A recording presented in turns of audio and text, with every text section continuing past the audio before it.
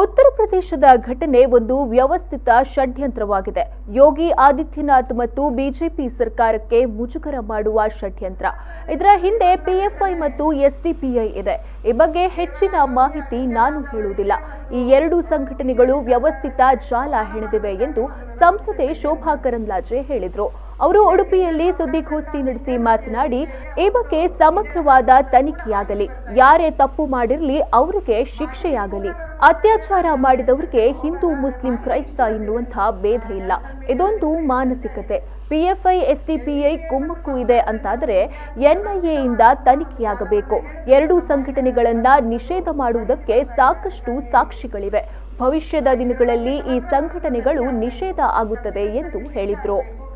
ಅಟ್ರಾಸಲ್ಲಿ ನಡೆದಿರುವಂತಹ ಘಟನೆ ಕೇವಲ ಯೋಗಿ ಆದಿತ್ಯನಾಥ್ ಅವರಿಗೆ ಮತ್ತು ಬಿಜೆಪಿ ಸರ್ಕಾರಕ್ಕೆ ಅವಮಾನ ಮಾಡುವುದಕ್ಕಾಗಿ ಒಂದು ವ್ಯವಸ್ಥಿತ ಷಡ್ಯಂತ್ರ. ಇದರ ಹಿಂದೆ ಪಾಪ್ಯುಲರ್ ಫ್ರಂಟ್ ಆಫ್ ಇಂಡಿಯಾ ಮತ್ತು ಎಸ್ಡಿಪಿಐ ಒಟ್ಟು ಇದೆ ಅನ್ನುವಂಥದ್ದು ಕೂಡ ಮಾಹಿತಿ ಬರ್ತಾ ಇದೆ. ಮಾಹಿತಿ ಪೂರ್ಣ ಬರೋದ್ರೊಳಗೆ ನಾನು ಯಾವುದೇ ಚರ್ಚೆಗೆ ಹೋಗಲ್ಲ. ಆದರೆ ಮಾಹಿತಿ ಇಷ್ಟು ಬಂದಿದೆ, ನ್ಯಾಷನಲ್ ಮೀಡಿಯಾದಲ್ಲಿ ಕೂಡ ಇದು ಚರ್ಚೆ ಆಗಿದೆ. ಎಸ್ಡಿಪಿಐ ಮತ್ತು ಪಾಪ್ಯುಲರ್ ಫ್ರಂಟ್ ಆಫ್ ಇಂಡಿಯಾ ವ್ಯವಸ್ಥಿತವಾದಂಥ ಒಂದು ಜಾಲವನ್ನು ಹೇಳಿದು ಇದನ್ನು ಮಾಡಿದ್ದಾರೆ ಅನ್ನುವಂಥದ್ದು ಮಾಹಿತಿ ಬರ್ತಾ ಇದೆ. ಅದಕ್ಕಾಗಿ ಇದರ ಬಗ್ಗೆ ಸಮಗ್ರವಾದಂಥ ತನಿಖೆ ಆಗಬೇಕು.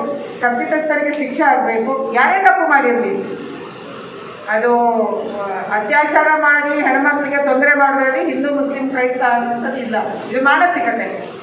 ಅದನ್ನು ಯಾರೇ ಮಾಡಿ ಅವ್ರಿಗೆ ಶಿಕ್ಷೆ ಆಗಬೇಕು. ಆದರೆ ಇದರಲ್ಲಿ ಟೆರರಿಸ್ಟ್ ಆರ್ಗನೈಸೇಷನ್ ಇಂಥ ಕುಮ್ಮಕ್ಕನ್ನು ಕೊಡ್ತಿದ್ದಾವೆ ಅಂತಂದರೆ ಇದರ ಬಗ್ಗೆ ತೀವ್ರತರವಾದಂಥ ತನಿಖೆ ಆಗಬೇಕು. ಎನ್ಐಎ ಎಂದು ತನಿಖೆ ಆಗಬೇಕು. ಮತ್ತು ಈ ಎರಡೂ ಸಂಘಟನೆಗಳನ್ನು ನಿಷೇಧ ಮಾಡೋಕ್ಕೆ ಸಾಕಷ್ಟು ಸಾಕ್ಷಿಗಳನ್ನು ಅವರೇ ಕೂಡ ಆಗ್ತಾ ಇದ್ದಾರೆ.